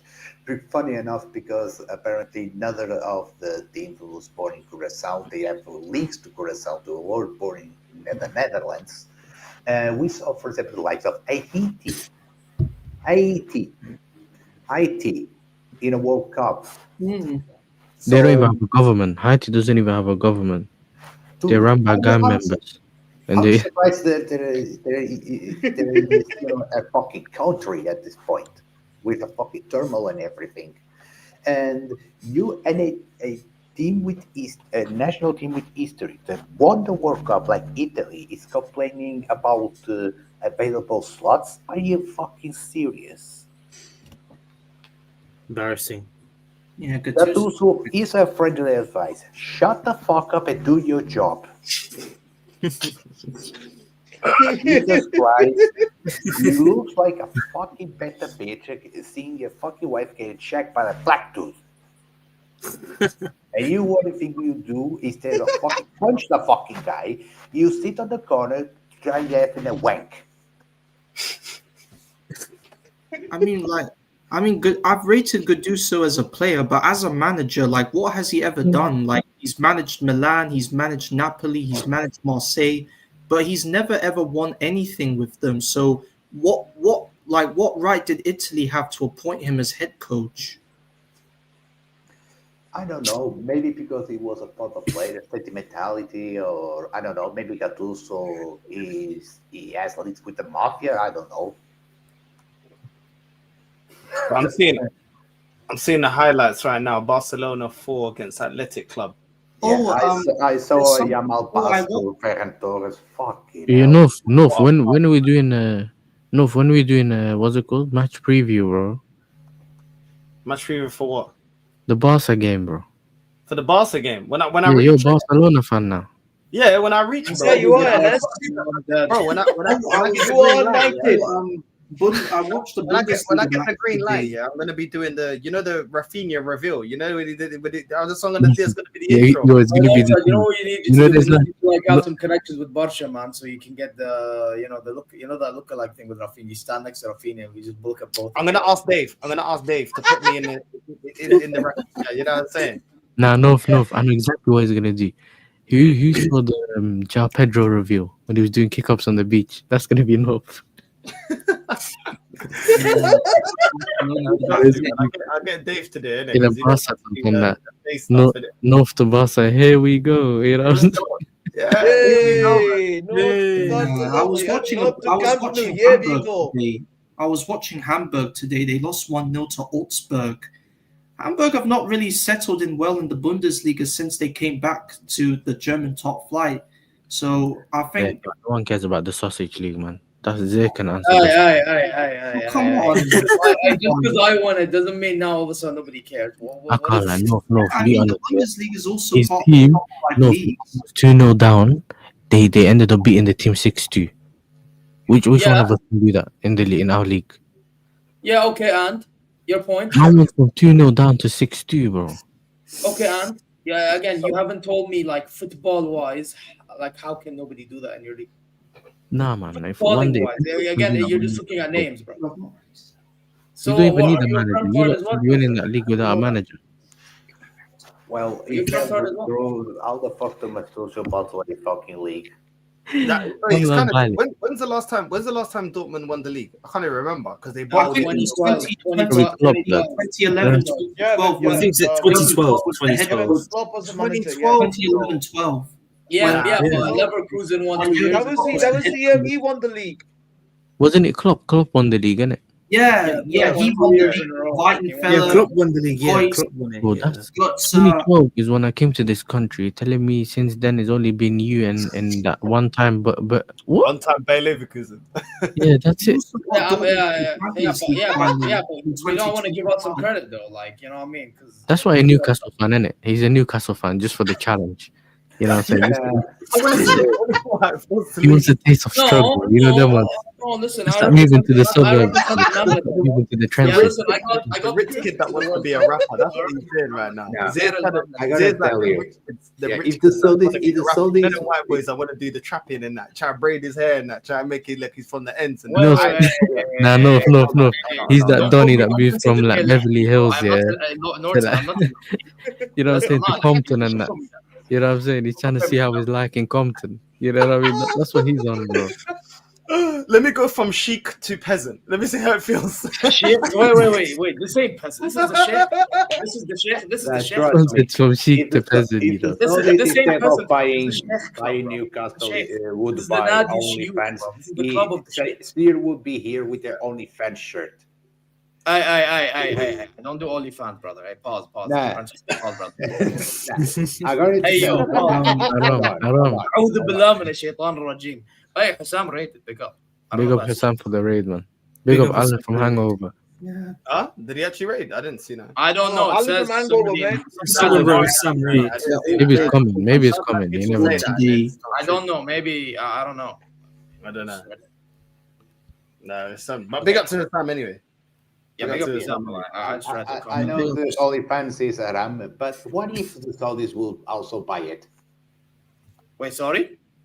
Okay, because you came here with a Newcastle, the reference. Oh no, because I'm just happy Newcastle won today, bro.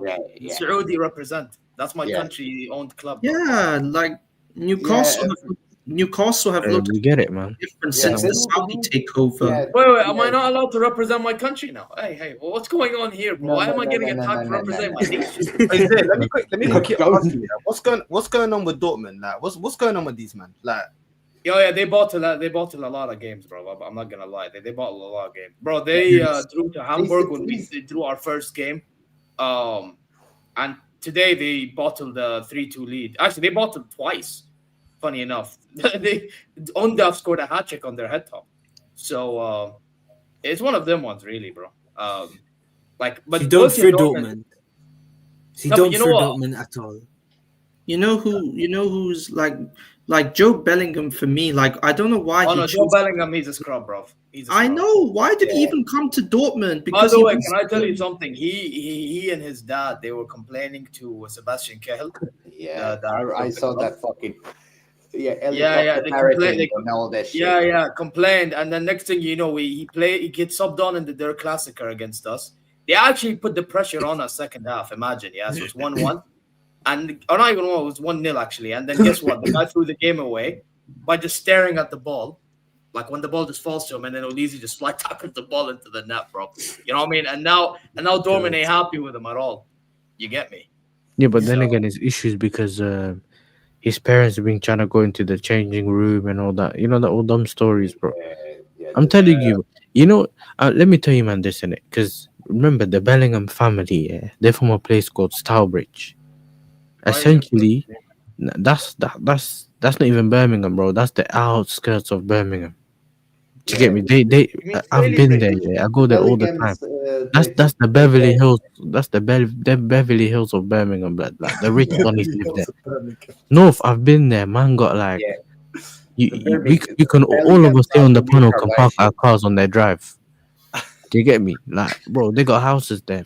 I even met what's it called? I met one of them fitness dunnies from Wolverhampton. I went to his yard once to get his bro, like this bear man. Trust me, them man have been rich. Trying to beat the new Kardashians. So this whole thing about this whole thing about from Birmingham to the Bernabeu and that, bro, they can hold that, fam. They don't live in Birmingham, fam. You get me? These man making it look like he came from the trenches, bro. Like when he played at Birmingham as well, they slapped his face on the mural, like he won him a trophy. These times he got him a bit of money because he went to Dortmund. Like, trust me, the Bellingham thing is more of a what's it called industry plan, bro. Because his brother looks just like him. And he just a shittier version of the other Bellingham blood. You know what I'm saying? I can't lie. Bro, I'm seeing Marseille are only 2 points behind PSG, bro. Big up to Marseille, they're doing their thing, you know. Yeah, the Zerbi blood. You know what I'm saying? You know he plays football like he's a penitentiary. Fair enough, Marseille, man. Fair enough, Marseille. By the way, Pogba got back to football today, I think. Yeah. He got featured in Alhamdulillah, man. Bro, they got that Paixão brother. They got Greenwood and Aubameyang. They got a better attack than Arsenal. I can't even lie. Hey, don't let the top gooners say you, bro. You know what I'm saying? I've seen the clip. I've seen yo. That was I was on Instagram the other day and I seen D Fams on TV. Yeah, him and Igal going back and forth about the Semenyo and Havertz thing. Have you seen that? Yeah. So he was talking, like, I think D was saying, yo, Semenyo looks like a good player, X, Y, and Z. And then he goes, what's his name? Igal goes, don't try to act like Semenyo is better than Havertz. He's not better than Havertz. This guy. And even he was like, what are you talking about, bro? You know what I'm saying? You know, he just, bro, it's so funny. But they got Angel Gomez in the 10. That was the Man United brother, isn't it? yeah, that short brother, he's sick, man. When we see him in England, he plays for He's England. always technically been good, though. He's always technically been a tidy player. Yeah, he just ain't been that physical. But then again, he don't always need that. And they got that Kondogbia brother. He used to be at Valencia, innit? Yeah.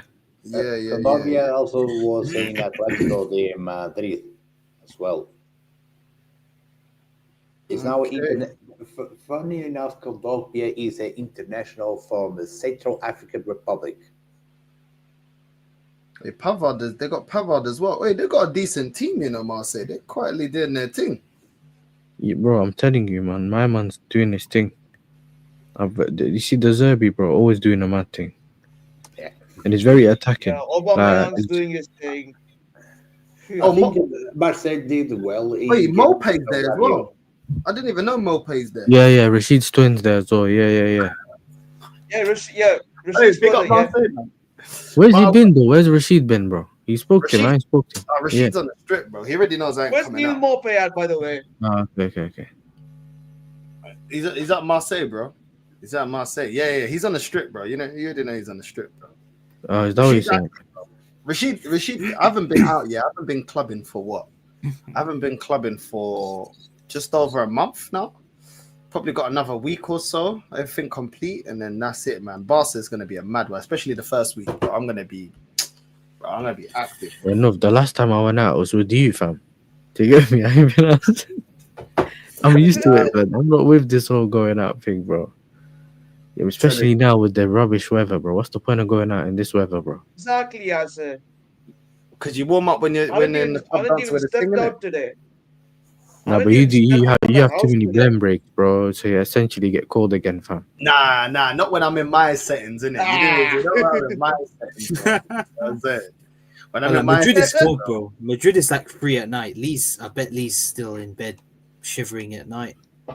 Yeah. I don't know. He had a robe on. I don't know if it's getting a bit chilly around there, but. Or his remote broke for the AC thing, but. He was watching the Villarreal. He was watching the Villarreal game earlier tonight, and apparently they drew 1-1. What was them? I'm trying to see the games on other leagues tomorrow. Inter versus AC. You've tomorrow. got the Milan derby, by the way. The Milan Galatasaray won yesterday 3-2. Oh, listen, though, man, I gotta go in it. Big up. Nelson, my friend. Big up, We'll speak tomorrow, no, bro. You better get the 3 points. You get me? You better get the 3 points, bro. We'll see. already know. Otherwise, we're there. I'm We'll see, making man. space and time, everything. You know what I'm saying? You already know, man. Yo, big up, man. We'll speak tomorrow, man. I know you're gonna be there lurking in the background. Don't worry, man. I'll even call you if you want. Do you get me? If you're losing. Yeah, big up, yes, my bro. I don't do that. Big up, man. But yeah. Literally, only the Milan derby is the only other game that, like, what time is the Milan derby actually? I'm trying to see now. 7:45. Galatasaray won yesterday 3-2. Gundogan You know what it scored. is, yeah? You know what it is? It's like if Arsenal, God forbid, touch wood. Shout out my guy. Shout out my legend. If Arsenal lose, yeah. I'm happy he's then playing. He's gonna doing be. well at It's going to be a Galatasaray. late one, isn't it? Because obviously kick off at 4:30, then what? 6:30 game done, then match reaction. Then I'm probably going to do some sort of an emergency stream if we lose that. So yeah, I don't know. I don't know. If we win, then maybe I can catch it. I don't know.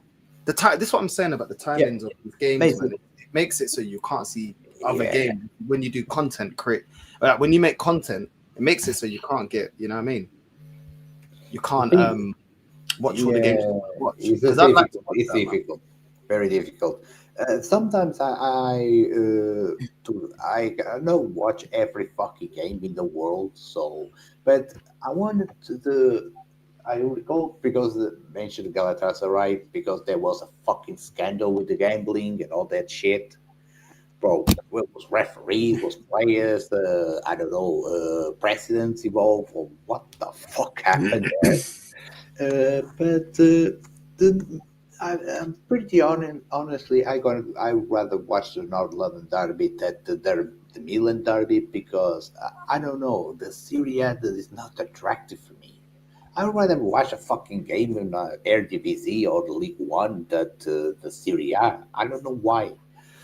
I know that Italy there was a time that Serie A had good players, Zlatan, Vieri, Recoba.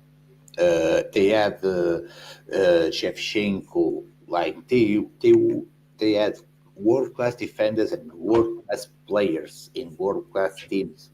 Now, like Italy, I don't know. I get it. I get it. Guess what? I'm gonna watch the Fenerbahce Galatasaray game on the very beginning of December. That's gonna be a good game. I hope it's going to become a good football game instead of, I don't know, a fighting pit. Hey, Francisco, I'll be honest, yeah, we got Ajax, bro, on Tuesday. That's gonna be one of the deadest Champions League games. What I'm gonna do the watch along for that game. That's at 5:45 kickoff, and then I'm gonna do after that game. I'll redirect to another watch along that I'll do because I want to do the watch along for Barca Chelsea. You know what I mean? Come on, Barca, we're gonna do that. So I'm gonna do John Heitinga. Is John Heitinga still the manager of Ajax, or have they sacked him? I think it was sacked. Yeah, so it's gonna be a fucking dead game. I just hope for once in your life you get a fucking point or get a win. Because watching Benfica is pretty much like trying to drink 10 shots of cyanide at the moment. Did you see our performance against Atletico CP? Oh my yes, that first half was atrocious. If Mourinho continues, Mourinho raped the fucking team apart. Mourinho, like I don't know, like why does he keep losing? Like I thought he was supposed to be the chosen one. No, he's not losing, but he's not winning in a nice way. You know, we're still, I think we're in third position at the moment. We're still in touching distance of the first position, but Porto's still playing better than us. It's the style of play, the lineup. He made a lot of rotations that didn't work, and it just doesn't look that convincing. I know Benfica are not going to do anything in the Champions League. We don't have enough money, and the recruitment hasn't been the best. And I know there's defensive issues, but the way that we set up, it's not good. Pavlidis as well has been in bad form. There's just a lot of players just not playing that maximum capacity, bro. The way we won that Taça de Portugal game, bro, that cup game was not a good game at all. Yeah, Portugal was atrocious. Fuck my life. And Mourinho said in the press conference, I made 4 substitutions on halftime. I wish I could make 9. Real talk. Bro, I think for me, Ivanovic is a gunner. Unfortunately, he already played the Super Cup for Union Saint-Gilloise, and now he played for Benfica. He cannot play for a third team this season. So the most likely to happen is he's going to lose value, and he's going to be sold just to cover losses. Like again, Richard Reed has not been convincing. Enzo, I see a few games that he was like in and out. Luca Bacchio, puta que me pariu. Like, real talk, that guy has pace, but he has no composure in front of goal. Sheldrop got caught sharing a minor being sexually abused. Fan-fucking-tastic. Antonio Silva looks brain dead. Otamendi looks brain dead. Dal looks brain dead. Dedic, since the fucking injury, he looks like fucking rubbish. Tomás Araújo, I don't know what the fuck is going on with him. And this is the situation that Benfica is at the moment. I would not be fucking surprised if Benfica lose the fucking game against Ajax, who's be also shit this season. Yeah, I wouldn't be surprised either. I can't lie. We have been so poor. The construction of this team has been poor. The recruitment's been poor. The management has been poor. it's not all Mourinho's fault because there is a lack of quality in certain positions. I have to admit, but at the same time, you could be getting more out of the team tactically instead of this defensive dead football. It's really poor, but it is what it is. Listen, at the end of the day, Francisco, none of us expected amazing football with Mourinho coming to Benfica. What we do expect is winning the league. I don't even think the Taça de Portugal is good enough. Even winning the Portuguese FA Cup is not good enough, bro. You're Jose Mourinho. You're coming to Benfica. At the end of the day, win us a title. That's what I want. Win us a title, and that's it. We spend a lot of money. Hopefully, they give him the power to get some players in January, because we do need some recruitments. But at the same time, I don't mind rubbish football as long as it brings me trophies. That's the only time I accept rubbish football. If you win, then it is what it is. I'm still going to celebrate the trophies.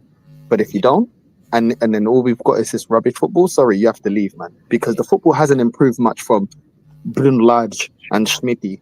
It hasn't improved enough for me to say, oh, well, this has been a massive improvement. You know, like we're roughly around the same position in the league. The football's just as bad. It's not been great. Like, I would take the bad football if we getting the fucking results, because at the end of the game is either win, lose, or draw. And we are dropping points. Benfica is still dropping points, especially at home. Conceding equalizers in the 90-plus minute. We saw 3 games this season. Benfica was in the winning position and dropped points, and of getting draws at home. Santa Clara, Rio Ave, Casapia. Dude, this team has no fucking. They lack fucking backbone. Bro, I told you so many times, Rui Costa policies regarding transfers is erratic. He made the same mistake with Bruno Lage, the same mistake he did with Roger Smith. He kept the guy, despite the poor results, poor performances, and they sacked him when the season is already ongoing. Yeah. And what the fuck, Benfica fans, I don't want to hear from that fucking fan base did. Instead of showing they have standards, they want a change. They want a winning mentality. They decide to re-elect Rui Costa. The Sossu backing Rui Costa, because of the sentiment of the player that he was for the club. That's a disgrace. What you did as a player has nothing to do with what you do in a higher position at the club. Has nothing to do with it. Yeah, you was a great player, great servant. Thank you. That doesn't mean that you're a great president at a club or sporting director. I'm sorry, he has been nothing but rubbish, man. Rubbish. I'm very disappointed with the Sossuge. I think we broke the record. I think there was like 85,000 Sossuge that voted. We all due respect, they can shovel the Guinness World Record process up their asses. I'm not gonna lie, I see you, man, as like the Portuguese Dortmund with the way you sell players. Bro, the player recruitment is poor, bro. Like Antonio Silva, I saw a season ago, Man United were interested. If they give me 30 million, I'll take it. They give me 30 million, you can have Antonio Silva. I am done with that guy. Absolutely done. Otamendi can get the F out. I don't know why every coach backs this guy. Aranju, rubbish. Dao, rubbish. Most of these guys. And then you've got players that are so frustrating. Like Arsenis plays, that guy in his cocoa head. I'm done with that guy. He is trash. And this is off the back of before we bought Kokshu. That guy's another bum. I think he's playing in Turkey. He's another bum. Yeah, I think he's in Besiktas right now. He's a Besiktas. Well, whatever, man. I don't care. We use now we got Sulakov is now injured. He's not showing up. Why we paid the money that we paid? Sheldrop, inconsistent. Prestiani is showing some promise. Prestiani, that's the guy. Yeah, Prestiani looks very decent. I like the guy.